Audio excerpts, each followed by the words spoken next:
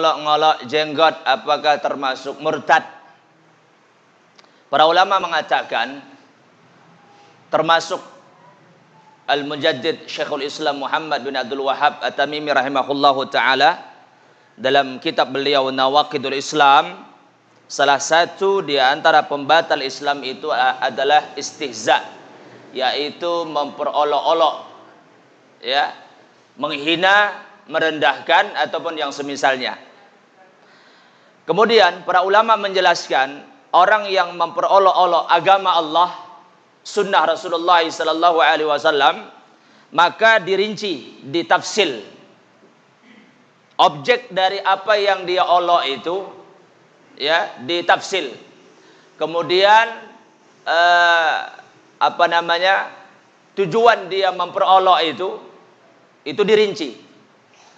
Yang pertama, kalau seandainya dia memperolok itu adalah syariat Allah Subhanahu wa taala, syariat jenggot. Apa jenggot itu? Ya, syariat tidak betul, ajaran tidak benar. Jadi kalau yang dioloknya itu adalah syariatnya, hukumnya yang berkaitan dengan sunnah itu, maka hukumnya adalah kafir. Dan itulah yang dimaksudkan oleh Syekh dalam kitab itu. Istihza ini termasuk daripada perbuatan pengkafiran. Ya. Sebagaimana Allah Subhanahu wa taala berfirman dalam surah At-Taubah ketika Allah menjelaskan tentang kasus yang pernah terjadi di zaman Rasulullah sallallahu alaihi wasallam, yang mereka ini memperolok Rasulullah dan para sahabat. Ya, di kalangan orang-orang munafikun, kami tidak pernah mendapatkan orang yang paling buncit perutnya, orang yang paling rakus kalau bicara, orang yang paling penakut dalam berperang, kecuali mereka itu. Mereka yang dimaksudkan adalah Rasulullah dan para sahabat. Ya, maka turunlah ayat, qul abillahi wa ayatihi wa rasulihi kuntum tastahzi'un. Apakah terhadap ayat-ayat Allah, terhadap Rasulnya kalian berolok-olok? La ta'taziru, jangan kalian minta maaf ataupun minta uzur.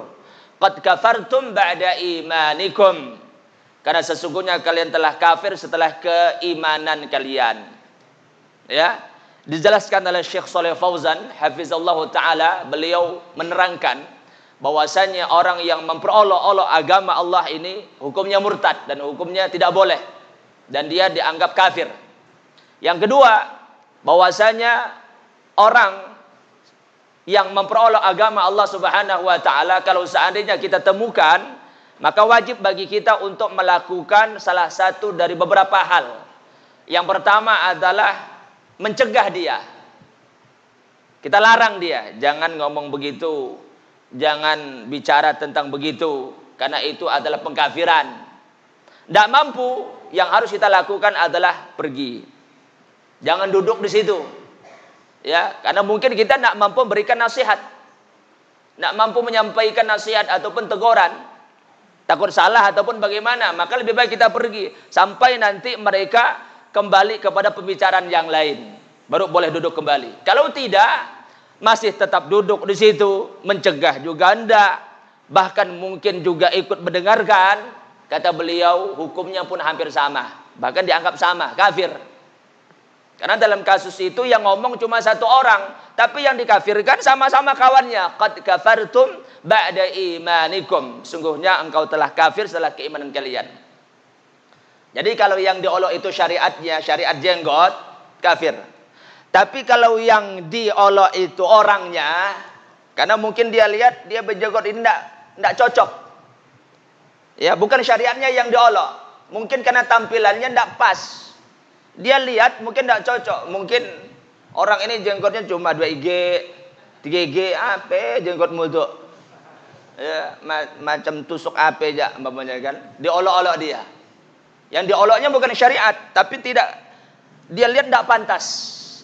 Kalau itu dosa besar, tapi tidak dikatakan kafir. Dia masuk golongan dosa-dosa besar dan juga hukumnya haram, walaupun tidak dikatakan kafir. Ya, dan wajib untuk ditinggalkan. Wajib ditinggalkan. Tidak hanya jenggot, termasuk jilbab, cadar, ataupun syariat-syariat yang lain. Jadi dilihat objeknya itu, objek yang dia olok. Kalau yang dioloknya adalah syariatnya, kafir. Kalau yang diolok itu adalah orangnya, bukan syariatnya, dosa besar. Karena satu muslim tidak boleh mengolok muslim yang lain. Ya. Nah, Allahu a'lam bissawab.